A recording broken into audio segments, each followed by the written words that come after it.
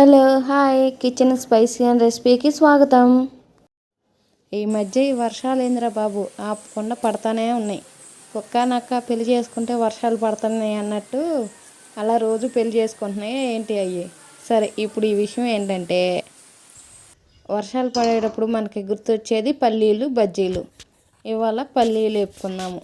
వర్షానికి వేడివేడిగా తింటే బాగుంటాయి కదా. స్టవ్ వెలిగించి కళాయి పెట్టుకుందాం. కళాయిలో పల్లీలు వేయడం మిస్ అయింది. ఇలా పల్లీలు వేసుకొని ఎర్రగా వచ్చే విధంగా వేపుకోవాలి. వీడియోలో చూపించే విధంగా వేపుకుంటే మనకి పల్లీలు అనేది లోపల బాగా ఉడుకుతాయి.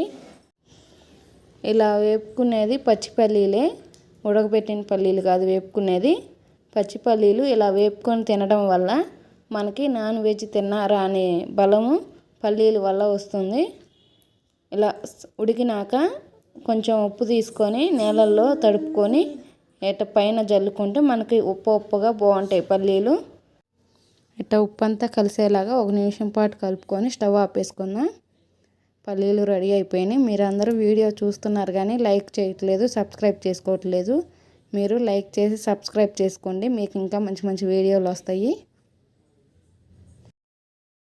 మా వీడియో కనుక మీకు నచ్చినట్లయితే లైక్ చేయండి, షేర్ చేయండి, సబ్స్క్రైబ్ చేసుకోండి. Bye bye.